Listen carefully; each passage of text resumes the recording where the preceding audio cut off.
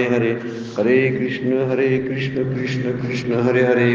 ब्रह्मानंदं परमसुखदं केवलं ज्ञानमूर्तिं द्वन्द्वातीतं गगनसदृशं तत्त्वमस्यादिलक्ष्यम् एकं नित्यं विमलमचलं सर्वधी साक्षिभूतं भावातीतं त्रिगुणरहितं सद्गुरुं तं नमामि सद्गुरु शान्तं सच्चिदानन्दविग्रहं पूर्णब्रह्मपरानन्दईशम् आनन्दीवल्लभं सद्गुरु सच्चिदानन्दं केवलं करुणाकरं ज्ञानयोगेश्वरं वन्दे ज्ञानदेवा पुनः पुनः। अलंकापुरी पुण्यभूमि पवित्र इथे नांदतो ज्ञानराजा सुपात्र तया आठविता महापुण्यराशी नमस्कार माझा सद्गुरु ज्ञानेश्वराशी। सर्व संतांना वंदन, सद्गुरूंना वंदन, आपणा सर्वांना वंदन करून आजच्या चिंतनाला प्रारंभ। काल आपण पहिलं नमनाच्या ज्या ओव्या होत्या, जवळजवळ 38 ओव्या माऊलींनी टाकलेल्या आहेत, त्यामध्ये ज्ञानेश्वरीचं महत्त्व, शब्दांचं महत्त्व, नंतर ज्ञानेश्वरीचा अधिकारी कोण आहे किंवा ज्ञानेश्वरीचा किंवा ह्या 6व्या अध्यायाचा अधिकारी कोण आहे याचं वर्णन पुष्कळ प्रमाणात माऊलींनी विस्तृत प्रमाणात केलेलं आहे। अजून भगवद्गीता सुरू झालेली नव्हती, पण आता आज सुरू होते भगवद्गीता। ज्ञानेश्वरीला आपण सुरुवात 6व्या अध्यायाला केलेलीच आहे, पण भगवद्गीतेचा पहिला श्लोक आता आपण आणि या पहिल्या श्लोकापासून 39 नंबरचे जी ओवी आहे तिथून पुढे सुरुवात होणार आहे। आता पहिला श्लोक वर्णन करतो। पूर्णपणे हा अध्यायच आहे, हा सगळा ध्यान योगावरती, त्याला आत्मसंयम योग म्हणतात आणि याचा विचार म्हणजे योगिक प्रक्रियेचा आहे। पण ते सांगता सांगता सुद्धा माऊलीने चिंतनाच्या काही पद्धती सुद्धा त्यामध्ये सांगितलेल्या आहेत, ज्या उपयुक्त आहेत, आपल्याला साधना करत असताना उपयुक्त असल्या पाहिजेत। आपण विचार करायसाठी ओव्या वापरल्या पाहिजेत। विचार करताना ओवीच्या द्वारे विचार करावा, प्रपंचाच्या द्वारे विचार करू नये। माणसं बोलतात त्या शब्दाचा विचार करू नये, संत बोलतात त्या शब्दाचा विचार करावा। ओव्या जे असतात, श्लोक असतात ना, ते काय म्हणतात कायम विचार करायचा। तुकोबा काय म्हणतात, या ठिकाणी तुकोबा असते तर काय बोलले असते, तर त्यांचा असा अभंग आहे, लगेच आपला प्रश्न सुटत असतोय। हा पाहुणा सांगतोय, तो मित्र सांगतोय, याला काय अर्थ राहत नसतोय, त्याच्यापेक्षा संत काय सांगतात हे आप्तवाक्य म्हणतात त्याला। हे आप्तवाक्य फार महत्वाचं आहे आणि त्या दृष्टीनं विचार जर केला तर ज्ञानेश्वरीतला हा अध्याय जो आहे 6वा अध्याय, हा षष्ठीचा अध्याय जो आहे तो अतिशय श्रेष्ठ आहे असं माऊली बोलतात। म्हणून श्रवण कसं असायला पाहिजे याचं सांगितलेलं महात्म्य अगोदर आपण पाहिलं आणि त्यानंतर आता भगवद्गीतेच्या पहिल्या श्लोकाला आपण सुरुवात करतोय। श्री भगवान वाच अनाश्रित कर्मफलम कार्य कर्म करोती हा सन्यासीच योगीच न निरिग्नच अक्रिया। वर्णन कसं करतात बघा, की जो अग्निहोत्र करतो किंवा फक्त यज्ञयाग त्यानं टाकून दिलेले आहे, सोडून दिलं, जो काही क्रियाकर्म करत नाही म्हणून तो संन्यासी असं नाही। कुणाच संन्याशीची व्याख्या केली, अनाश्रित कर्मफलम कार्यम कर्म करोतिया, ही संन्यासाची आणि निष्काम कर्मयोगाची व्याख्या माऊली करतात। सन्यासीच योगी, त्यालाच संन्यासी, त्यालाच योगी म्हटलेला आहे। तोच योगी, तोच संन्यासीच, आणि च म्हणजे आणि योगी, तोच योगी आहे। योगी आणि संन्यासी कोण, जो असा आश्रय काढून टाकतो, वर्णन केले बघा, जो कर्मफलाचा आश्रय न करता, फलाची इच्छा न करता, दोन गोष्टी सांगितल्यात बघा, कर्मफलाचा आश्रय न करता आणि फलाची इच्छा न करता कर्तव्य कर्म करतो, तो संन्यासी आहे आणि तोच योगी आहे। मग योगी कोण नव्हे, न निरिग्नच अक्रिय शब्द वापरलेला आहे बघा, की जो अग्निसाध्य श्रोत कर्माचा आणि स्मार्त कर्माचा त्याग करणारा कोणताही साधक संन्यासी होत नाही किंवा योगीही होत नाही। म्हणजे योगी शब्द वापरला तो निष्काम कर्मयोगासाठी वापरलेला आहे, जो 6व्या अध्यायामध्ये आपण त्याची लक्षणं पाहिलेली आहेत। कर्तव्य कर्म करावं आणि कर्मापासून बाजूला राहावं, कर्मफलाचा विचार सोडून कर्म करावं। विचार सोडून म्हणजे त्याच्या फलाच्या असलेल्या कल्पना डोक्यातून काढून टाकाव्या, म्हणजे त्याची आसक्ती कमी होते। आसक्ती केव्हा होते तर कर्मफलाचा संकल्प आपण करतो तेव्हा मनात असा संकल्प येतो की मी हे जे कर्म केलं त्याचं असंच फळ मिळायला पाहिजे, आणि त्या असंच फळ त्याची रूपरेषा आपल्या चित्तामध्ये तयार असते. म्हणूनच चित्त बधीर होतं आपलं, मलिन चित्त होतं. त्याचं कारण ते आहे, ते संकल्प आपलं चित्त मलिन करत असतात. आणि म्हणून त्याच्याबद्दलच्या कल्पना ज्या आहेत, कल्पना म्हणजे संकल्प, ते मनातून काढून टाकले पाहिजेत. कारण मन हे एरवी मन हे नाव हे कल्पनाची 6वे शब्द वापरलेला आहे. मन हे कल्पनेचंच रूप आहे. त्यामुळे मनाचा संकल्प करणं हा जो उद्योग आहे तो कल्पनेनं चालू असतो. मग कल्पनेनं कल्पलेली फळं काय उपयोगाची असतात, त्याचाच आपल्याला त्रास होतो. ही मुलं म्हणे मोठी होतील आणि मला माझं सगळी सेवा करतील, ही संकल्प म्हणायचा. हा संकल्प किती अंगलट आमच्यात येतोय आपण पाहिलेला आहे रोजच्या जीवनामध्ये. ही मुलं मोठी होतील आणि मला काय मी यांच्या आश्रयानं राहीन, पण तसं होत नाही. आणि म्हणूनच आपण अनाश्रित कर्मफल शब्द जो वापरलाय, या कर्मफळाच्या आश्रयानं राहायचं नाही. म्हणजे कर्मफळाचा आश्रय टाकणारा आश्रय न करता, फळाची इच्छा न करता. फळाची इच्छा म्हणजे फळ टाकायचं नाही पण इच्छा करायची नाही. किती सोपं पण आहे पण अवघड पण आहे बरं काय. वास्तविक फळ टाकावं लागत नाही. मी काहीतरी काम केलं तर त्याचं फळ मिळणारच ना. मी म्हटलो टाकायचं तरी कसं टाकता येणार सांगा बघू. मी इथून तिथंपर्यंत चालत गेलो तर त्या जमिनीचं अंतर मी कापलंच ना. काय आता म्हणू शकेन नाही मी कापलेलं नाही, तसं होतच नाही. ते मी तोंडातून शब्द बाहेर काढला, तो गेलाच ना, तो परत घेता येत नाही. आणि त्या शब्दाचा जो परिणाम होणार आहे तो परिणाम करूनच जाते, ते फळ देऊनच जाते. कुठलंही कर्म फळ दिल्याशिवाय सोडतच नाही. कुठलंही कर्म करा, बोलण्याचं, पाहण्याचं, ऐकण्याचं, विचार करण्याचं, सगळी कर्म ही फळं देतातच. मग फळं देत असतील तर ती फळं कशी असावीत याची कल्पना मनातून काढून टाकावी. हा मुद्दा त्यातला आहे. त्याला संन्यासी म्हणतात, त्याला निष्काम कर्मयोगी म्हणतात. संन्यास शब्द जो वापरला, काही माणसं कामं टाकूनच अगदी झोळ्या घेऊन फिरत असतात. भिक्षापात्र अवलंबने जळो जिने लाजिरवाने तुकाराम महाराज म्हणतात. म्हणजे भिक्षा घेऊन आपण धाडधक्कट असताना, चांगले तरुण असताना, मिळवण्याची शक्ती अंगात असताना सुद्धा बाहेर हात पसरतात ना, हे जिनं जळू दे म्हणतात तुकाराम महाराज. का तसं करता तर स्वतः कष्ट करा, काम करा आणि जगा, असं वर्णन संत सांगतात आपल्याला. मग आपण हे संन्यासाचं जर आपण नियम लाव, वास्तविक संन्यासाची व्याख्या तशी नाही आहे. असली तर असेल, भगवद्गीता तशी व्याख्या, ज्ञानेश्वरी व्याख्या करत नाही. संन्यासाची व्याख्या 5व्याच अध्यायामध्ये देयास नित्य संन्यासे वर्णनच केलेलं आहे. 5वा श्लोक बहुतेक आहे, 3रा-4था श्लोक आहे. त्यामध्येच म्हणतात, मी माझे ऐशी आठवण विसरले जयाचे अंतःकरण, पार्था तो संन्यासी जाण निरंतर.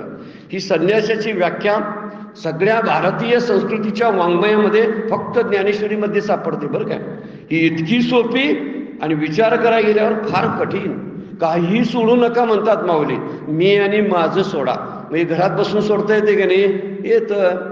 याज्ञवल्क्यांना 2 पत्नी होत्या तरी मोक्ष मिळाला. म्हणजे पत्नी आणि संसार हा आपल्या मार्गातला, मोक्ष मार्गातला अडथळा नाही, हे संतांनी सिद्ध करून दाखवलेलं आहे. संसार अडथळा बनत नाही. तुकोबांच्या पण 2 पत्नी होत्या, त्यांनाही अडथळा, त्यांचीही मुलं मेली म्हणून त्यांच्यात अडथळा आला नाही परमार्थामध्ये. आणि नाथांचा फार मोठं श्रीमंती, गर्भश्रीमंती होती, ती श्रीमंती त्यांच्या मोक्षाच्या मार्गात आली नाही. मी जी कारणं सांगतोय ना, माझं असं आहे हो म्हणून मला जमत नाही, माझं तसं आहे हो म्हणून मला जमत नाही, ही फक्त पळवाट आपण बोलत असतो. म्हणून संन्यासाची खरी व्याख्या लक्षात ठेवणं फार गरजेचं आहे. आणि गीतेनं, ज्ञानेश्वरीनं सांगितलेली जी व्याख्या आहे तीच आपण मनात धरायची. काही करणं नाही आणि विचारानं सुद्धा काही करणं नाही. या ज्यावेळी आपण बंद होतोय ना, त्यावेळीच कर्म बंद होतात. कर्म हातापायानं बंद करून होत नाही. डोळ्यानं पाहायचं बंद करून डोळा काय करेल दुसरं काम सांगा ना, त्याला काहीच काम आहे सांगा. मी म्हणणार नाही मी डोळ्यानं पाहणारच नाही, पाहणार नाही तर मग डोळे मिटवून बसायला पाहिजे. आणि सगळा व्यवहार कसा होईल. म्हणजे डोळ्याचं कर्म होणार, ऐकण्याचं कर्म होणार आहे, पण त्यापासून होणाऱ्या ज्या गोष्टी आहेत ना, त्या गोष्टी आपण बघत असतो ना, तो बघतो डोळ्यानं पाहिला एखादी आकृती पाहतो, त्या आकृतीचे रंग पाहतो आणि त्या रंगाबद्दलच्या कल्पना मी माझ्या मनामध्ये करायला लागतो. तो आवडतो की नाही, असा असा नको पाहिजे होता, तिथं असा असायला पाहिजे होता. हे त्याची डोळ्याचं काही देणं घेणं नाही बघा.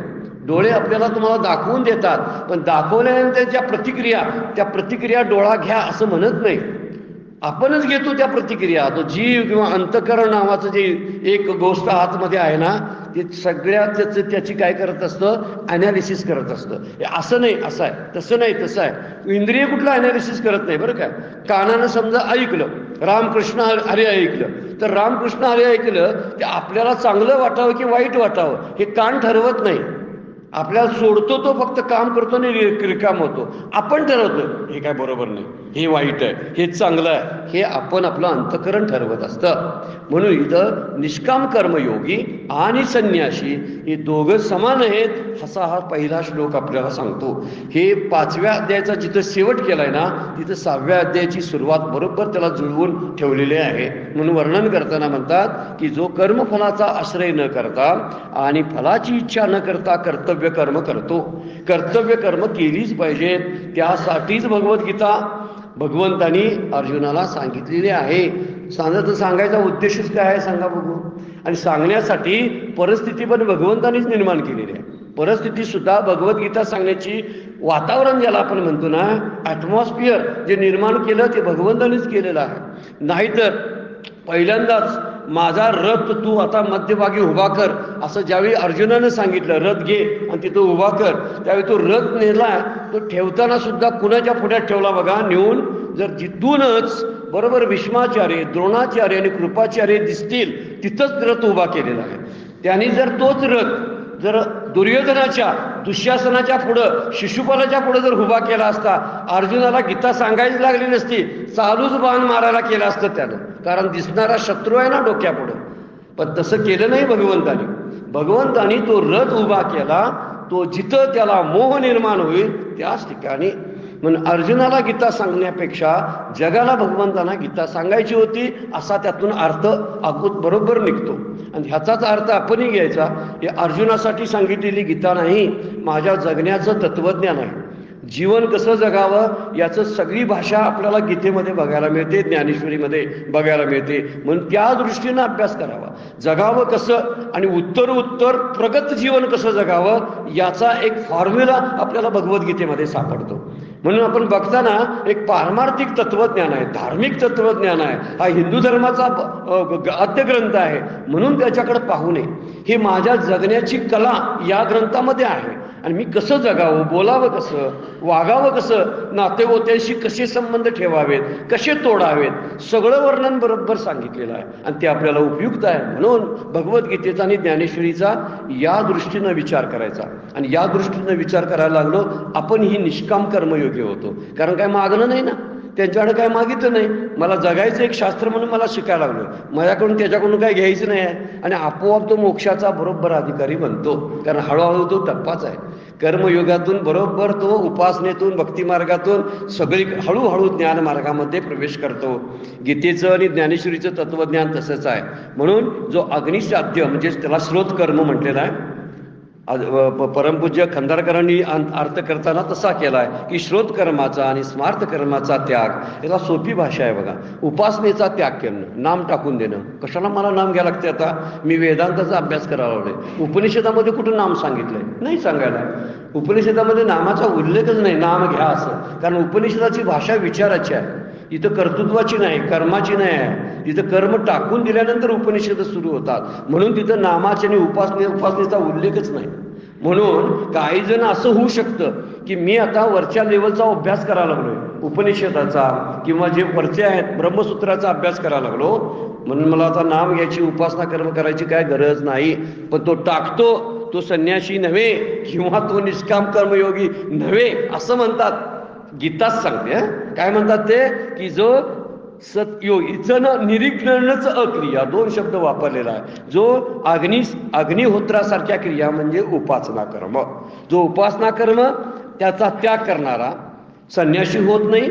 आणि अक्रिय असलेला म्हणजे कामच टाकून देतो, तो काम टाकून देणारा सुद्धा संन्यासी नाही, योगी नाही. या 2 गोष्टी आपल्यासाठी उपयुक्त आहेत. म्हणजे सतत कामात राहणं फार गरजेचं आहे. आपण बिझी राहू, बिझी राहिल्यामुळं आपलं मन सारखं, आणि बिझी राहण्यासाठी असा मार्ग निवडावा की तो शांतीचा मार्ग असावा. आता बिझी राहायला सुद्धा भरपूर दुसऱ्या गोष्टी आहेत. इकडं तिकडं जातो, हे करतो ते करतो म्हणून माणसं अस्वस्थ होऊनच येत असतात. बरेच वेळा तीर्थयात्रेचा काही ना छंदच लागलेला असतो बघा. सगळे कोपरे सगळे राखायचे नाहीत, कुठले बघायचे, सगळं बघून यायचं. त्याचा त्रास होतोय खरं या धावपळीचा. आपलं वय, या सगळ्या गोष्टी, वेळ, याचा सगळा विचार घालून ते करावं. उगीच उठसूट काहीतरी आता आहेच आणि रिटायर झाल्यानंतर कोणतरी काहीतरी म्हणतील आणि म्हणून अरे तू पैसा काय नुसता साठवूनच ठेवतोस काय, जरा वापर ना. आपण आता आम्ही विमान प्रवासाला निघालोय, चल ना तिकडलं बघ जरा. आता ते म्हणत असतील, पण आपल्याला ते झेपण्यासारखं आहे का, आपली त्यात आवड आहे का, या सगळ्या गोष्टीचा विचार करावा. आणि धावपळीला सारखी सुट्टी द्यावी. धावपळ कधी करायची नाही. धावपळ केल्यामुळेच त्रास होतो. इथं अक्रिय शब्द जो वापरलेला आहे याचा अर्थ पडून राहणे नव्हे, तर कर्म करावंच लागतं. पण कर्म करतानाही सत्कर्म करावं, हा मुद्दा त्यातला आहे. आणि त्यात फळाची इच्छा करायची नाही. आणि फळाची इच्छा न केल्यामुळं शांतीचा अनुभव येतो. आणि फळाची इच्छा केल्यामुळं वाट बघणं सुरू होते. कायम बघायचं आपण वाट. आपण कशाची बघतोय बघा. जे जे कर्म करतो त्याची वाट बघत बसलेला असतो. आणि वाट बघल्यामुळं जे अपेक्षित आहे फळ हे मिळेल याची खात्री नसते. किंबहुना अपेक्षेपेक्षा वेगळंच आणि भलतंच फळ आपल्या हातात येत असतं. केलं काय आणि झालं काय, ही जी भाषा आली आहे ती त्यातनंच आली आहे. केलं काय आणि झालं काय म्हणजे केलं ह्यासाठी केलं होतं आणि झालं काय असं झालं. आता वर्णन काय, उच्च शिक्षण द्यायला पाहिजे आणि माझी मुलं अगदी परदेशात नोकरी करायला पाहिजेत आणि ती मला सांगता आलं पाहिजे की माझी मुलं परदेशात नोकरी करतात. हे सांगायसाठी त्यांना परदेशात जायचीच तयारी करायची. आणि जेव्हा जातात तेव्हा आपण 70-75 असतोय, ते म्हणतात इकडे येणार आहे तुम्ही अमेरिकेमध्ये राहायला. नाही रे बाबा, आम्ही इथंच राहतो. आणि कशाला यांना एवढं शिकवलं आणि अमेरिकेला पाठवलं, असा विचार नंतर सुरू होतो की माझ्याजवळ राहिली असती. असे म्हणणारे सुद्धा खूप पालक आहेत बरं काय. म्हणजे शिकवलं ते आम्हीच, बाहेर जायची तयारी आम्हीच केली आणि आता आम्ही म्हणतोय त्या माझ्याजवळ का राहत नाहीत. आता कशी राहतील, मग त्यांना नोकऱ्या सोडून येऊन आपल्याजवळ राहायला पाहिजे. हा मुद्दा जर लक्षात घेतला, कर्म टाकणं म्हणजे संन्यास नव्हे. आणि दुसरी गोष्ट सांगितलेली आहे, उपासना कर्म टाकायचं आणि दुसरं काहीतरी करायला पाहिजे ना. मग भगवंत म्हणतात काहीतरी करण्यापेक्षा सत्कर्म कर ना, म्हणजे तुझा वेळही जाईल आणि फळाची अपेक्षा टाकून ते कर, म्हणजे तुला शांतीचा लाभ होईल. दोन्ही गोष्टी बरोबर प्राप्त होतात. म्हणून योगी आणि संन्यासी हे दोन शब्द जे वेगळे आहेत, दिसायला वेगळे आहे, पुढं वर्णन केलेलं आहे, दिसायला वेगळे आहे, पण त्याच्या या दोन्ही वाटा असल्या तरी एका ठिकाणी पोहोचतात. म्हणून वर्णन करायला सुरुवात करतात. माऊलीने वर्णन करायला चालू केलेलं आहे. ऐके योगी आणि संन्यासी जने, योगी आणि संन्यासी जने हे एकची सिनाने जनी मानी. हे सिनाने म्हणजे वेगवेगळे मानू नको. एरवी विचारीचं ती जव दोन्ही तव एकची ते. यांना वेगवेगळं मानू नको. एरवी विचार करून पाहिला तर या जगात योगी आणि संन्यासी एकच आहे. योगी शब्द कुणाला वापरला माहिती आहे का, जे निष्काम कर्मयोग आपल्याला म्हणून आपण आपल्यासाठी गृहस्थ आश्रमासाठी आपण लागू करून घ्यायला हरकत नाही, की जे सतत कर्मामध्ये असतात ते योगी. तर योगी कोण त्याची व्याख्या पुढे केली आणि संन्यासी कोण त्याची. संन्यासी दोन्ही एकच आहे, हे वेगळे आहेत असे मानू नको. वर्णन काय करतात, सिनाने जनी मानी, म्हणजे तू वेगळं मानू नको. सिनानी म्हणजे वेगवेगळे. जेव्हा या दोघांना मिळणाऱ्या फलाचा विचार केला जातो तेव्हा फळ एकच असल्यामुळे ते एकच आहेत असं सिद्ध होतं. दोन्ही एकच आहे, कारण फळ एकच आहे ना. दोन्हीचं फळ एक आहे. मोक्ष फळ जे आहे ते योग्यालाही प्राप्त होतं निष्काम कर्मयोगातून. आणि जे संन्यास घेतात कसा, विधिवत संन्यास बरं का. कारण संन्यास आश्रमामध्ये संन्यास आश्रमाचे नियम असतात, ते पाळलेत तर ना, नाहीतर मग पुढे काय होते त्याचं माऊलीने वर्णन केलेलं आहे. कशाला घर सोडून गेलो आणि संन्यास घेतला असं वाटण्याची शक्यता आहे, म्हणून सावध करतात. दोन्ही मार्ग एकच आहे.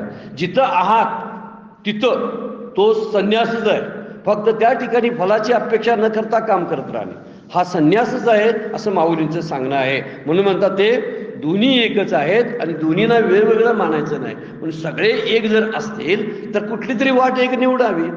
परमपूज्य काका आपल्याला सगळ्यांना म्हणतात, आमच्यापैकी समोर बसणारे माझ्या सहित असं बोलतात बघा, ते कोणी संन्यास घेणार नाही, कारण बरोबर ठरलेलं असतं. कोण संन्यास, पूर्वी आश्रम होते वेगवेगळ्या टप्प्यामध्ये, आता कुठले आश्रम वगैरे काही राहिलेले नाहीत की ह्या टप्प्यामध्ये असं करावं. मग विचाराचा आश्रम आपल्याला पत्करता येतो ना, तो विचारानं संन्यास धर्म पत्करता येतो. म्हणून विचाराचं शास्त्र फार मोठं आहे आणि त्याचंच वर्णन केलेलं आहे. म्हणून इथं कर्मयोग जो सांगितलेला आहे तो एक ध्यानाचं बहिरंगच आहे. कर्मयोग म्हणजे ध्यानच आहे, पण ध्यानाचं बहिरंग आहे ते. आणि हे भक्तीचं जसं उपासना आपण जे करतो ना, ती उपासना हे भक्तीचं बाह्यांग आहे आणि उपासनेचं अंतरंग भक्ती आहे. तसं इथं वर्णन करताना कर्मयोगाचं अंतरंग जे आहे ना, तो संन्यासाश्रमच आहे. खरं बघायला गेलं तर कर्मयोग म्हणजे काय? फळाची इच्छा न ठेवता कर्म करत राहणं म्हणजे संन्यासातून त्यात काय फरक राहिला सांगा? तोच संन्यास आहे. त्यामुळं कर्मयोग दिसायला बाह्यांग दिसतो, पण खऱ्या अर्थानं तो ध्यानयोगच किंवा संन्यास योगच आहे. म्हणून ध्यानाचं बहिरंग कर्मयोग आहे. जसं भक्तीचं बहिरंग आपण उपासना मानतो. उपासना म्हणजे काय? देवपूजा करायची, आपण तीर्थयात्रा करतो, काहीतरी भजनं वगैरे म्हणत असतो, देवाला विनवत असतो, काहीतरी मागणी करत असतो. हे उपासनेतली कर्म आहे. पण भक्ती त्याच्या पलीकडे आहे बरं काय. भक्ती ही अंतरंगात शिरून उपासना जेव्हा मुरायला लागते तेव्हा भक्तीला अंकुर फुटतो. आणि ही भक्ती शेवटी ज्ञानयोगामध्ये प्रविष्ट झालेली कळत पण नाही. आणि हा विचार जर सतत आपण जर धारण केला तर पुढच्या अध्यायामधून आपण भक्तीचे सगळे जे अँगल्स आहेत ना, कशी प्रकारची भक्ती करता येते ते बघणार आहोत. इथं वर्णन करताना म्हणतात कर्मयोग म्हणून व्यवस्थित पार पाडावा. आपल्या आलेली वाट्याला आलेली कर्म आहेत ना, लहानपणी अमुक अमुक विद्या प्राप्त करावी, त्यानंतर गृहस्थाश्रमात प्रवेश करून मुलांना जन्म द्यावा आणि संसार करावा, त्यानंतर संसाराची आसक्ती सोडून बाजूला व्हावं आणि हळूहळू मरून जावं, हेच ठरलेलं सूत्र आहे. पण हे सगळीकडे शांतीचा विचार केलेला आहे. जेव्हा ब्रह्मचर्य आश्रम असतो तेव्हाही जेव्हा शिक्षण चालू असतं त्यावेळी कशामध्ये आसक्ती नसते, फक्त शिक्षण प्राप्त करणं. नंतर जेव्हा कर्मयोग खरा चालू होतो जो प्रपंचाचा आहे, ज्याला आपण गृहस्थ आश्रम म्हणतो, त्या गृहस्थ आश्रमामध्ये स्थिती तशी आहे, करत राहा वाढवत राहा. तिथं अर्थ आणि कामाचा विचार केलेला आहे गृहस्थ आश्रमामध्ये. तर तो अर्थ आणि काम तिथं मिळवत राहा. पण हळूहळू पुढचा वानप्रस्थ आणि संन्यासाश्रम जो सांगितलेला आहे तोही अंगीकारणं गरजेचं आहे. वानप्रस्थ शब्दाचा अर्थ वनात जाणे नव्हे, तर घरातून मन काढून घेणे.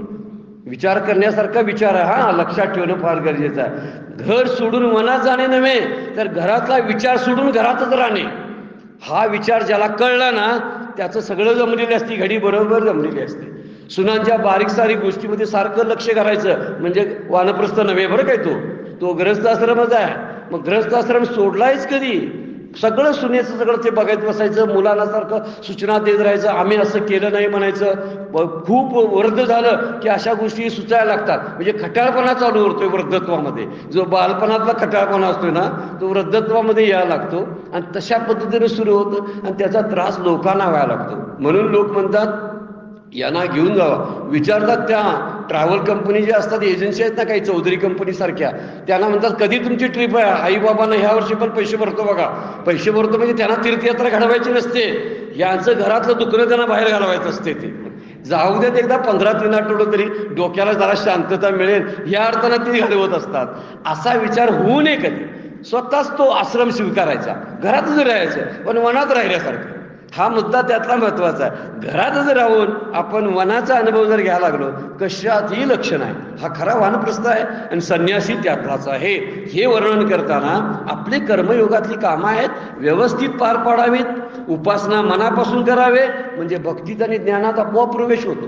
मनापासून उपासना पण करावी आणि उपासना पूर्ण झाली की भक्ती. आता भक्ती आणि उपासना एकच मानलेली आहे बऱ्याच ठिकाणी शास्त्रानं, पण थोडंसं एक बाह्यांग एक अंतरंग असं आहे. भक्तीमध्ये वर्णन जे केलेलं आहे ना, भक्तीचं ज्या 9 प्रकारच्या भक्ती ज्या वापरलेल्या आहेत ना, त्यात थोडीशी उपासना सुद्धा आहे. निम्मे जे आहेत ना त्यातले पहिले 3 काही 6 आहेत हे उपासनेचेच आहे, पण नंतरचे आहेत ते ज्ञानाचे आहेत बरं का. त्यामुळे सांगड घातली भक्ती आणि उपासनाची आणि ज्ञानाची सांगड. शेवटचं जे आत्मनिवेदन भक्ती आहे ना, ती ज्ञानात प्रविष्टच करून जाते, पण भक्तीच्या मार्गानेच आहे ती. म्हणून पहिले सुरू श्रवण मनन वगैरे आहेत, उपासना सांगितल्या श्रवण वगैरे, ह्या उपासना किंवा नामस्मरण वगैरे सांगितलेले आहे, सख्य भक्ती वगैरे सांगितलेले आहे, उपासना आहेत त्यामध्ये. ह्या उपासना ओलांडून हे कर्मयोग ओलांडून पुढे जायचं आहे. म्हणून उपासना थोडासा बाह्य अंग आहे भक्तीचं आणि भक्ती ही अंतरंगात घेऊन जाते. पुढचे टप्पे जे आहेत ते अंतरंगात घेऊन जाते आणि शेवटी ते भक्तीचंच रूपांतर ज्ञानामध्ये होतं. काही वेळा ज्ञानी झालेले जे आहेत ते सुद्धा नंतर भक्ती करायला लागलेले आहेत असं आपल्याला बघायला मिळतं. खूप ज्यांनी वेदांत शास्त्राचा अभ्यास केला आणि नंतर कळायला लागलेलं आहे सगळं कोरडं राहायला लागलं. आणि कोरडं राहिल्यामुळं प्रेम नावाची गोष्ट काही वेळा जे वरचं वेदांत शास्त्र आहे ना त्यामध्ये प्रेमाची भाषा फार कमी ठिकाणी वापरलेली असते. पण भक्तीची जी भाषा आहे ना ती प्रेमाची असते, इथं कोरडेपणा नसतो. त्यामुळे आपल्यासारख्या सर्वसामान्यांना एक कोमल हृदयाच्या माणसांना भक्ती बरी असते. आता चांगली बुद्धी आहे, चांगली तल्लक बुद्धी आहे, त्याने वेदांताचाही अभ्यास करावा. आता दोन्हीचा अभ्यास करायला काय बिघडलं? आमच्या पुढं आदर्श आहेत परमपूज्य काका की ज्याने हे सगळं हाताळलेलं आहे. हे सगळं कर्मयोग झाला, व्यवस्थित पार पडला, उपासना झाली, भक्ती झाली, ज्ञान प्राप्त करून घेतलं. हा जर आदर्श समोर आपल्या असेल तर ह्या दोन्ही या श्लोकाचा अर्थ आपल्या लक्षात यायला हरकत नाही. म्हणून निष्काम कर्मयोगाचं मर्म आपल्याला कळलं पाहिजे. ते नाही कळलं तरच नाहीतर ध्यानात उतरता येत नाही. डायरेक्ट ध्यानात जाण्याची प्रक्रिया होत नाही बरं का. उगीच काहीतरी सांगितलं, कुणीतरी म्हटलं आणि ध्यान लावत बसला, असं ध्यान लागणारच नाही. निष्काम कर्मयोग व्यवस्थित झालेला नसतो. विवंचना पाठीमागे भरपूर असतात आणि असतात म्हणून त्याचाच विचार ध्यानात येतो. त्या विवंचना मिटवल्या पाहिजेत ना आपण. म्हणजे व्यवस्थित आपल्याला तो मार्ग आखता येत नाही आणि म्हणूनच आपल्याला पुढचा जो भक्ती मार्ग आहे, ज्ञान मार्ग आहे, पचत नाही आपल्याला. कारण व्यवस्थित कर्मयोग केलेला नसतो. म्हणून काहीतरी बऱ्याचशा गोष्टी त्यात राहिलेल्या असतात, अपुरे असतात आणि डायरेक्ट आपण उडी मारायला जातो. अशी उडी मारू नये म्हणून गीता ज्ञानेश्वरी आपल्याला सूचना देते. त्याचा विचार आपल्याला करायला पाहिजे. म्हणून काही ध्यानात उतरता येत नाही. काही पोचलेले लोक आपल्याला दिसतात पण त्यांच्या प्रवासाचे टप्पे आपल्याला ठाऊक नसतात बरं का. एखादा माणूस अमक्या ठिकाणी पोहोचला, परमपूज्य काका आपल्याला दैवत वाटतात, पण तिथंपर्यंत जाताना केवढा कष्ट घेतले त्यांनी, त्यांचा मागचं चरित्र जर आपण पाहिलं तर त्यांच्या कष्टाची कल्पना येईल. केवढा कर्मयोग आहे. पलीकडे नदीच्या पलीकडे जाऊन पोहून पेशंटना त्यांना ट्रीटमेंट द्यायची, हा केवढा मोठा कर्मयोग होता सांगा बघू. आणि त्या कर्मयोगाचं फळ म्हणून मोक्ष का देऊ नये भगवंतांनी त्यांना देणार. कारण व्यवस्थित काही इच्छा नाही, काय नाही. पोहून गेल्यामुळे काही जास्त पैसे मिळणार होते नाही. रात्रीचं जायचं आहे, पोहून पाण्यातून जायचं आहे आणि काय मिळणार आहे काय नाही. नसू दे मिळायला, पण माझं काम म्हणून मी ते करणार, कर्तव्य कर्म. त्यामुळं मोक्ष फळ बरोबर प्राप्तच होणार आहे. म्हणून व्यवस्थित. म्हणून काही माणसं पोचलेलीच आपल्याला दिसतात पण पाठीमागून त्यांच्या प्रवासाचे टप्पे आपल्या लक्षात येत नाहीत. पोचलेत, आता पोचलेत, पण अरे पोचलेत कसे ते बघायला नाही. मला तसंच व्हायचं आहे. तसंच व्हायला ते कुठून आले जरा बघ, त्यांचा उगम बघ आणि त्या उगमापासून तुला सुरुवात करावी लागेल. डायरेक्ट उडी मारून त्यांच्यापर्यंत जाता येणार नाही. म्हणून तसाच विचार इथे केलेला आहे. एखादं भरघोस पीक आपण पाहत असतोय बघा, चांगलं पीक आलंय शेतामध्ये, पण त्याच्या पाठीमागे 5-7 महिने किंवा वर्षभर केलेली मशागत आपल्याला दिसत नाही. तिथं पीकच दिसत असते फक्त. वा किती सुंदर पीक आहे. ठीक आहे, पण मशागत कधी लक्षात आली तर ते तप आहे, उपासना, भक्ती, हे सगळं तप आहे ना.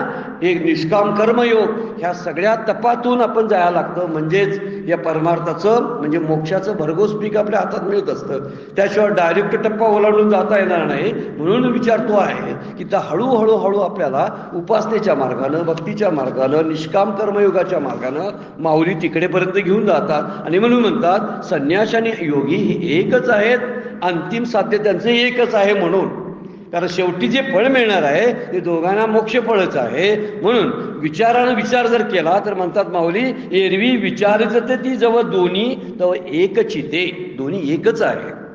40व्या ओळीमध्ये म्हणतात बघा, सांडीजे दुजया नामाचा आभासू, म्हणजे नामाचा भेद काढून टाक, तरी योग तोची संन्यासू.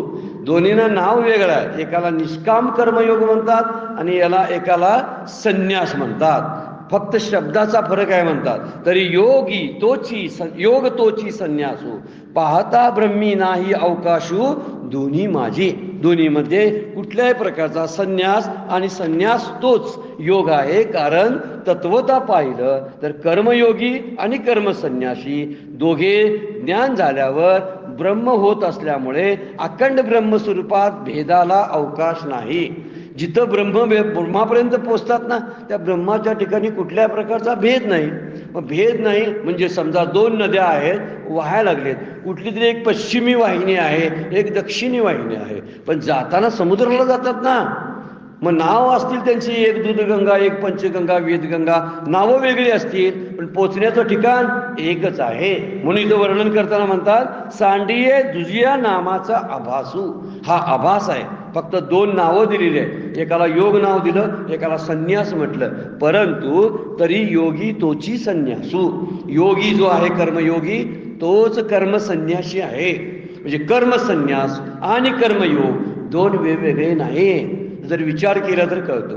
कदाचित कपड्यांची भिन्नता असते. एखादा संन्यासी आहे, भगवी कपडे घालतो, आणि एखादा गृहस्थाश्रमी आहे, तो आहेत तशी रेग्युलर कपडे घालून गृहस्थाश्रमासारखी कपडे घालून फिरत असला तरी विचारानं जर तसा असेल तो संन्यासी गृहस्थाश्रमी, तर तोही संन्यासीच गणला पाहिजे. आणि एखादा संन्यास फक्त धर्म स्वीकारला, संन्यासाची कपडे घालत असला आणि राजकारण करत असला, तर हाही मुद्दा आहेच की.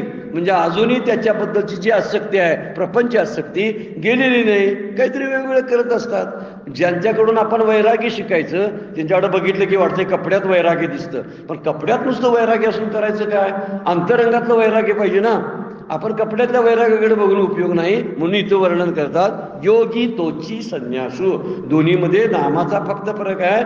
ब्रह्मस्वरूपाच्या ठिकाणी जेव्हा ते समुद्राला मिळतात तेव्हा दोन्ही नद्या एकच होतात. हा मुद्दा, हा दृष्टांत चांगला आहे. नावे वेगळी पण स्वरूप एकच आहे, कारण उपाधी भेदाने वेगळे वाटतात.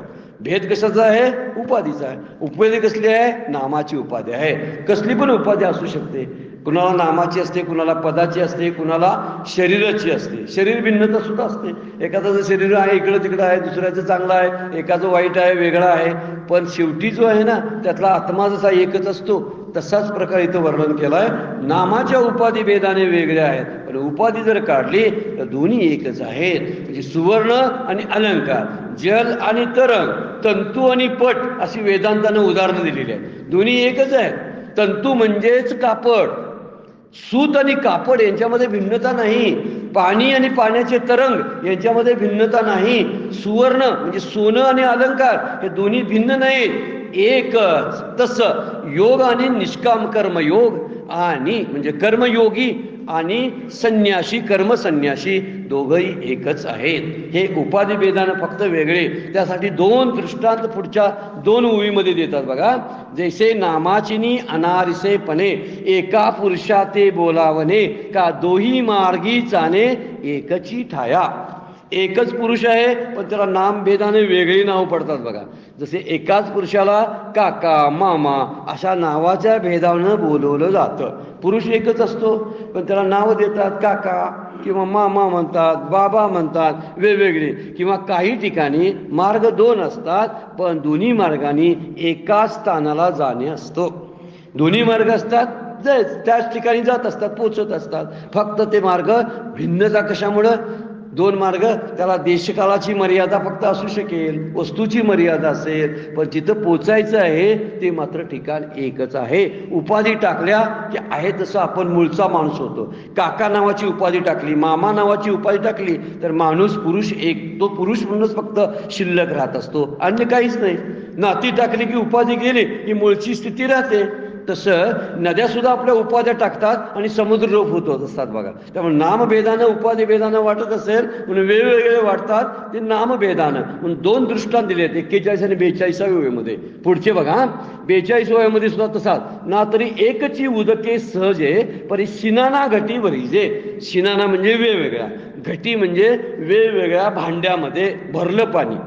समजा पाणी एकच आहे आणि तेच पाणी, उदक म्हणजे पाणी, ते जर दुसऱ्या वेगवेगळ्या तांब्यामध्ये भरलं तर काय वेगवेगळं पाणी होते काय? नाही. घट वेगळे, पाणी वेगळे नाही. पाणी आहे तसं. तैसे भिन्नत्व जाणीजे योग संन्यासाचे. त्यामुळं आपल्याला कर्मयोगी आणि कर्मसन्यासी वेगळा वाटतो. बरं झालं यानं कर्म सोडून गेला, पण संन्यासाने कर्म नुसतं टाकून चालत नाही, तर कर्माचा विचार सुद्धा टाकावा लागतो. कर्म टाकताच येत नाही. रोजचं जेवायला तर लागते ना. परमपूज्य काका म्हणतात ना, तू झाला असला संन्यासी तरी 12:30 दुपारचे वाजले की त्यालाही भूक लागते, जसे ग्रहस्थाश्रमी माणसाला लागते. त्यालाही भूक भागवण्यासाठी उद्योग करावाच लागतो. उद्योग कुणाचा बंद होत नाही. हा मात्र आसक्ती मात्र टाकता येते. जर त्यानं टाकली नसेल तर तो संन्यासी नाही. आणि गृहस्थाश्रमात राहून सुद्धा एखाद्यानं आसक्ती टाकली असेल तर तो संन्यासी आहे, असं वर्णन माऊली करतात. म्हणून दोन गोष्टी वापरलेल्या आहेत बघा, की अर्जुना स्वभावता एकच पाणी, पण भिन्न भिन्न घटात जसं भरावं तसं योग आणि संन्यासात तीन उपमानाप्रमाणे नामाच्या भेदामुळे, साधन मार्गाच्या भेदामुळे, साधकाच्या देहादी उपाधीमुळे भिन्नत्व आहे. ही फक्त उपाध्या आहेत म्हणून भिन्नत्व येतं, बाकी कशाला भिन्नत्व याची काही गरज नाही. म्हणून योग आणि संन्यास एकच आहे. ऐके सकळ संमत जगी अर्जुना गा तोची योगी जो कर्म करुणी रागिनो हेची फळे. आता सुंदर व्याख्या करायला सुरुवात केली बघा. काय म्हणतात बघा, या दोन्हीमध्ये रस्त्यांच्या नद्यांचं दृष्टांत देऊन झालं. आता म्हणतात योगी कुणाला म्हणायचं, आता तुला सांगतो. त्याचं वर्णन कसं आहे बघा. जैस ऐके सकळ संमत जगी म्हणजे सगळ्यांना संमत असलेला मार्ग. अर्जुना गा तोची योगी, तोच योगी आहे जो संमत आहे. जो कर्म करुणी रागी, राग म्हणजे आसक्ती, कर्म करुणी रागी नोहीची फळी म्हणजे फळाची आसक्ती धरत नाही. काम करतो, कर्म करतो, पण फळाची इच्छा धरत नाही. रागी म्हणजे इच्छा धरणं, पण न धरणारा रागी नोहीची फळे, आसक्त होत नाही फळामध्ये, त्याला योगी म्हटलेलं आहे. म्हणजे योग्याची व्याख्या आपण लागू करून घेतली पाहिजे बरं काय. कारण आपण कर्मामध्ये असतो आणि आपला निष्काम कर्मयोग चालू असतो. प्रपंच आश्रमामध्ये आपला जो असा गृहस्थ आश्रम आहे त्यामध्ये आपण काम करतो, म्हणून इथं आसक्ती टाकून काम करायला सांगितलेलं आहे. ही आसक्ती टाकणं फार दुरापास्त आणि अवघड असते खरी गोष्ट. काम करायला सोपं असतं, पण फळाची आसक्ती टाकणं फार अवघड असतं. आणि ते जमलं तर माऊली म्हणतात त्याप्रमाणे म्हणतात काय, अर्जुना ऐक, जो कर्म करून देखील फलाविषयी आसक्त होत नाही तोच या जगात योगी म्हणून सर्व शास्त्रांना आणि संतांना संमत आहे. शास्त्रांना आणि संतांनी कुणाला मान्यता दिली, जो कर्म करतो पण कर्माच्या फळाची आसक्ती ठेवत नाही तो योगी आहे. मग आपल्याला योगी होता येईल का नाही? होता येईल. फक्त आपल्याला हा विचार आपल्या आयुष्यात उतरता आला पाहिजे. काम करावं आणि रिकामं व्हावं, झोप पण लागते, पण कर्मफळाची इच्छा केली की झोप जाते बघा. झोप जायला कारण ती गोष्ट आहे, आपण जे अस्वस्थ होतो ना ते कर्मफळाच्या कल्पनेनं अस्वस्थ होत असतो. आणि जर कर्मफळ मी म्हणतोय तसं जर मिळालं नाही तर अस्वस्थता अधिकच आणि वाढत जाते. त्याच्यापेक्षा काय करावं, नुसतं काम करावं, कर्म करत जावं, मुलांना वाढवणं, मोठं करणं, नुसतं हे कर्म करावं. त्यांच्याकडून असं होईल, ते असे करतील, त्या ठिकाणी मला यांचा असा उपयोग होईल, असा विचार मनातून मुळातून काढून टाकता आला पाहिजे. त्याला म्हटलेलं आहे काय, ऐके सकळ संमत जगी. ही संमती कुणी दिलेली आहे? शास्त्रानं. त्यामुळे शास्त्रानं मान्य केले ना तेच आपण मान्य केलं पाहिजे. संतांना मान्य आहे. शास्त्र संमत जगी अर्जुना गा तोची योगी जो कर्म करुणी रागी नोहीची फळे. जो कर्म करतो आणि शास्त्रानुसार कर्म करतो बरं का, विविध कर्म त्यानं सोडलेलं नसतं. शास्त्रानुसार आणि योग्य पद्धतीनं कर्तव्य करणारा पाहिजे. नंतर मी माझ्या पद्धतीने करणार असं नाही, मला जमेल तसे करणार. कर्म करायचं लागतंय, पण शास्त्रविहित आहे का, हा मुद्दा त्यातला महत्वाचा आहे. शास्त्र संमत, संत संमत म्हणजे सद्गुरूंना संमत असलं पाहिजे आपलं का कर्म, आणि शास्त्राला संमत असेल तेच खरं काम आहे. मग त्यासाठी नाम, लौकिक, यश, सुख याचा आश्रय सोडावा लागतो. अनासिद्ध कर्मफलम शब्द त्यासाठीच वापरलेला आहे की रागी शब्दासाठी शब्द वापरलाय बघा. श्लोकामध्ये शब्द आहे रागी म्हणजे तो अनासक्त झालेला असतो, कुठल्याही प्रकारची आसक्ती राहिलेली नसते फळाबद्दलची. आणि म्हणून नाम, लौकिक, यश, सुख यांचा आश्रय त्यासाठी सोडावा लागतो. हीच कर्मफळं आहेत. मला मी हे जे काम करतो त्याचा लौकिक व्हावा असं त्या माणसाला वाटलं ना तर लौकिक व्हावा ही इच्छा, ही कर्माची आसक्ती, फळाची आसक्ती आहे म्हणायची. पण लौकिक व्हावा यासाठी कर्म करू नये, तर नुसतंच कर्म करावं आणि त्यातून लौकिक मिळाला तर मिळाला, पण मिळेल. आपण जर निष्काम पद्धतीने कर्म करत असेल तर कीर्ती, यश, सगळं काही गोष्टी ज्या आहेत त्या मिळू शकतात. मिळाल्याची उदाहरणं आहेत. आलेली नाकारता सुद्धा येत नाहीत आपल्याला. बरेच वेळा न इच्छा करता सुद्धा मनात आपल्याला भरपूर काहीतरी मिळालेलं असतं, आपण त्याची कधी गणती करत नाही. म्हणून आता खूप काही मिळतंय बरं काय आपल्याला, पण आपण त्याचा विचार कधीच करत नाही. काहीच काम केलं नव्हतं आणि गोष्ट एखादी प्राप्त झाली असते, ते कशाचं फळ असतं बघा. तर याचा अर्थ विचार केला तर लक्षात येतं कितीही कष्ट एखाद्या गोष्टीबद्दल केलं तर माझ्या मनासारखं फळ येईल असं सांगता येत नाही. म्हणून त्याचा विचार सोडला तर कर्मफळं सोडली म्हणायचं. हीच कर्मफळं आहे. त्यातलं मी माझं ही कर्मफळे आहेत याचा त्याग त्यातला अपेक्षित आहे. मी माझं पण त्यातलं जायला लागतं. म्हणजे फलासक्ती टाकून ईश्वर बुद्धीनं कर्म करावं. सगळी कर्म उपासना आणि देवपूजा म्हणून करावी. काय विचार आहे बघा.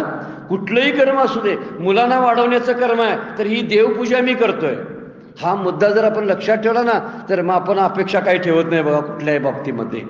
कारण ईश्वर अर्पण केलं एकदा कर्म झालं की त्या फळाबद्दल असणारी जी आसक्ती आहे ती हळूहळू निघून जाते. मी कर्म केल्याने देवाला अर्पण करून टाकलं, त्यामुळे माझी आसक्ती त्यामध्ये राहत नाही. म्हणून विनाशशील जे आहेत विषय, त्या वस्तूंचा आश्रय खरा मानायला नको पाहिजे. पण आपण मानतो जी कर्मफळ आहे, जर कर्मच जर विनाशी आहे तर कर्मफळ कसं शाश्वत असेल, हा मुद्दा कधीतरी आपण स्वतःला चिंतनात घेतोय का? बघा, सगळी कर्म नाशिवत आहे. जे जे कर्म धर्म नाशिवत, तुकाराम महाराजांचा अभंगच आहे. ते म्हणतात जी जी कर्म आहे, धर्म आहे, सगळी नाशिवंत आहे. मग कर्म जर नाशिवंत असेल तर त्याचं मिळणारं फळ कसं शाश्वत असेल? मग त्या शाश्वत नसेल तर त्याची इच्छा का करावी? हा मुद्दा भगवद्गीता आपल्या समोर मांडते. म्हणून विचार सांगितला आहे की त्यामुळे आसक्ती वाढते. म्हणून क्रियारहित होऊन आणि संन्याशी होता येत नाही. मी सगळं काम टाकलं, आता मला काय नको, मी काय उपासना करणार नाही, कारण उपासना करायची मला गरज नाही, असे काम टाकून कोणीच जात नाही. मागेच आपल्याला 5व्या अध्यायामध्ये काय 4थ्या अध्यायामध्ये श्लोक आलाय बघा, न कच्चित क्षणमपि जातो तिष्ठत अकर्मकृत. एखादं अकर्म म्हणजे कर्मरहित होणं शक्यच नाही. एक क्षण सुद्धा विनाकर्माचा जात नाही. डोळ्याची उघडझाप चालू असते, श्वास चालू असतो, हालचाली चालू असतात, झोपे सुद्धा आपल्या हालचाली चालू असतात. मग कर्म कधी बंद झाले सांगा बघू? मग कर्म मी करणार नाही असा हट्ट कशाला करावा? मी करणार नाही, टाकलं, आता मी रिकामा झालो, मी आता रिटायर झालोय, माझं आता काय करणं शिल्लक नाही, असं नाही. कदाचित त्या दृष्टीमध्ये बदल होईल, पण कर्म बदलत नाहीत. आणि म्हणून तो बदल लक्षात जर ठेवला तर निश्चितपणे आपल्याला प्राप्त कर्तव्य कर्म जे आहे किंवा उपासना कर्म जे आहेत तो टाकणारा योगी नाही, असा श्लोक सांगतो आपल्याला. आणि माऊली सुद्धा तेच सांगतात. त्यामुळे योगी आणि संन्यासी यांच्या दोन वेगवेगळ्या व्याख्या होत नाहीत. कदाचित दिसायला ते उपाधी भेदानं, नाम भेदानं वेगळे दिसतील, त्यांची साधन पद्धती वेगळी आहे, आश्रम वेगळा आहे. गृहस्थ आश्रमातला एखादा निष्काम कर्मयोगी असेल आणि संन्यास आश्रमातला सुद्धा एखादा निष्काम संन्यासी असणार आहे. म्हणजे दोन्हीत फक्त उपाध्या कुठल्या? एक संन्यासी, एक गृहस्थ आश्रमी, या उपाधी झाल्या. पण उपाध्या टाकल्या तर दोघांचं फळ मात्र एकच आहे, हे सांगणं चालू आहे. त्यामुळे विचार केला तर तोच विचार आपण पकडून ठेवला पाहिजे. गोंधळकर महाराजांच्याकडे एक व्यक्ती गेलेली होती, बँकेत ते अधिकारी होते. आणि बँकेचा अधिकारी असताना त्यांना काहीतरी उपरती आली. गोंदवलेला येऊन आधीमध्ये पौर्णिमेला राहायचे आणि त्यातून थोडीशी उपरती आली. म्हणले गोंदवलेकर महाराजांना, म्हणले आता मला बँकेतली नोकरी मला नकोच आहे, मी सोडून देतो. आता त्यांची बायको पण बरोबर होती, पण बायकोच्या चेहऱ्यावरलं भाव बघितलं महाराजांनी, कारण तिला इच्छा नव्हती की यांनी सोडावं, नोकरी सोडावी. आता काय सोडायची गरज आहे? आता बायकांनाही वाटते का नोकरी सोडायची, करा ना, अजून मिळतात तोपर्यंत. म्हणून तिची इच्छा तिच्या चेहऱ्यावर दिसली. आणि महाराज म्हणले, त्यांना समजावून सांगायला आणि चेहऱ्यावरली नाराजी पाहून म्हटले, तुम्ही नामस्मरण करत राहिला तर काय म्हणतात, नोकरीची आठवण तुम्हाला येईल की नाही सांगा बघू. समजा इथं आला, गोंदवल्याला येऊन राहिला आणि श्रीराम जय राम जय जय राम चालू केलं, तुम्हाला नोकरीची आठवण येईल की नाही? ते म्हणले, येईल की हो, मी 25-26 वर्ष नोकरी केली आहे, त्याची आठवण येणारच. मग येणारच आहे ना, अधूनमधून येईल म्हणतात. पण महाराज म्हणतात इथं येऊन नामस्मरण करताना नोकरीची आठवण करण्यापेक्षा तू नोकरीच राहून नामाची आठवण कर. किती सुंदर तत्वज्ञान सांगतात बघा गोंधळकर महाराज. तुला का नोकरी सोडायची गरज आहे? कशाबद्दल नोकरी सोडा लागलास? जर तुला नामस्मरणच करायचं असेल ना तर नामस्मरण कर. बर, नोकरी सोडायसारखी स्थिती निर्माण झाली आहे का, ही स्वतःचा अभ्यास कर. बायको नाराज आहे, घरातली माणसं नाराज आहेत आणि तू नोकरी सोडायला लागलास तर याचा दुष्परिणाम तुझ्या संसारावरती होऊ शकतो ना. मग ह्याचा विचार करून गोंदवलेकर महाराज त्यांना बोलतात, तर नोकरीची आठवण तुला होणारच ना नामस्मरण करताना. मग त्याच्यापेक्षा काय कर, नोकरीत राहा आणि नामाला आठव. हा सोपा मार्ग आहे. आणि हा सोपा मार्ग म्हणजे एक प्रकारचा कर्मयोग आणि दुसरा संन्यास पण त्यामध्ये आहे. दोन्ही गोष्टी एकत्र जुळवून आणण्याचं काम महाराज आपल्या तत्वज्ञानात सांगतात. त्यामुळे कर्तव्य कर्म जे भगवंतानं सोपवलेलं आहे, माझ्यावर जबाबदारी टाकलेली आहे म्हणून मी करतो असं सतत समजायचं. ही माझी भगवंतानं मला नेमलेला सेवक आहे म्हणून मी काम करायला लागलोय असं समजायचं. मी ह्यांच्यासाठी करतोय, हे मिळावं म्हणून करतोय, ते मला असंच पाहिजे असा भाव ठेवून कर्म जर करायला लागलो तर तो संन्यासीही नाही आणि निष्काम कर्मयोगी सुद्धा नाही, असं वर्णन माऊली या 2-3 ओवीमध्ये करतात. वेळ संपलेली आहे, आपल्याला थांबावं लागतं. आजची सेवा सद्गुरूंच्या चरणी, भगवान ज्ञानेश्वरांच्या चरणी अर्पण करून विराम घेऊया. कुंडली वरदारी विठ्ठल श्री ज्ञानदेव.